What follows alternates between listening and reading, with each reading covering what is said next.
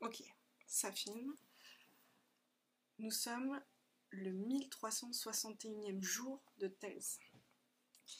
Il est... Quelle heure il est? Il est 16h01. J'ai 1 heure avant mon cours de sport. Et à la place d'écrire les 3 pages de thèse qu'on m'a fortement recommandé d'écrire par jour, je fais un vlog de thèse. Qu'est-ce que c'est un vlog de thèse? C'est une façon de procrastiner et de ne pas écrire sa thèse. J'ai parcouru 23 680 km pour aller à des conférences. Très mauvais bilan carbone, la thèse. Mais on voit du pays.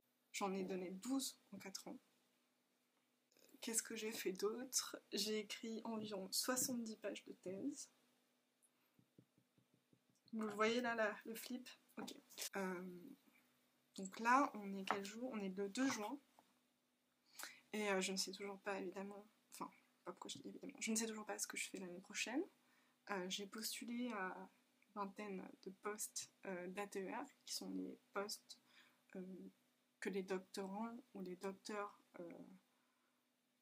prennent après ou presque quand ils ont presque fini de soutenir leur thèse. Et ce sont des postes à la fac où ils enseignent, surtout. Pour l'instant, les réponses ne sont pas très bonnes. Quand les universités donnent des réponses et ne vous ignorent pas juste.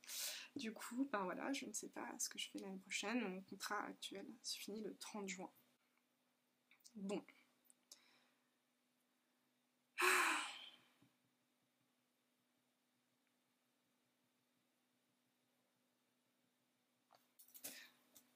Alors en ce moment, je traîne beaucoup sur Twitter et je réalise vraiment que dans mon champ de recherche, dans mon champ d'expertise, peu importe comment vous voulez l'appeler, philosophie des sciences, épistémologie, peut-être qu'on peut vraiment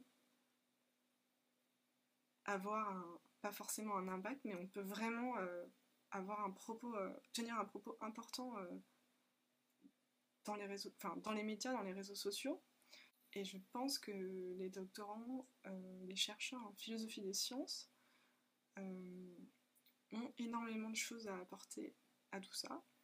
Alors moi j'ai pas trop le temps de vraiment m'appliquer, mais j'essaye un peu. Du coup ce matin, qu'est-ce que j'ai vu sur ma TL? Cet extrait ridicule, mais c'est totalement ridicule, donc du Vadémécum, apparemment publié par le gouvernement sur la laïcité. C'est un texte une sorte de recommandations qui ont été écrites sous la direction d'une sociologue. Et donc dans ce texte, à un moment donné, se pose la question de l'enseignement de la SVT. Et ils écrivent, donc c'est le moment d'expliquer, bon ils écrivent expliciter, voilà, expliquer la nature propre du savoir scientifique. Attention donc, on va nous dire ce que c'est le savoir scientifique. Ils écrivent « L'enseignement transmet un savoir scientifique incontestable, des connaissances argumentées, démontrées, vérifiées.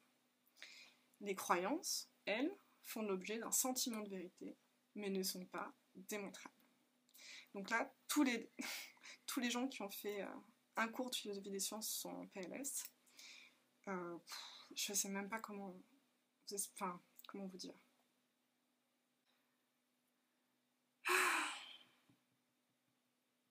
Juste pour vous donner une idée de l'absurdité du truc, si le savoir scientifique était incontestable et absolument vérifié, et on suppose du coup jamais, c'est-à-dire qu'on ne se trompe jamais, c'est totalement absurde puisqu'on ne pourrait même pas comprendre, réfléchir à ce que c'est la science dans un cadre temporel. Parce que la science, a priori, elle change, elle évolue, elle progresse. Révolution scientifique, nanana. Donc ça va pas quoi, ça marche pas. Alors les croyances, je pense que c'est encore pire. Moi personnellement, j'ai une croyance assez forte que 2 + 2 = 4. J'ai un fort sentiment de vérité, mais selon ce texte, c'est pas démontrable. Voilà, c'est n'importe quoi les croyances. Voilà.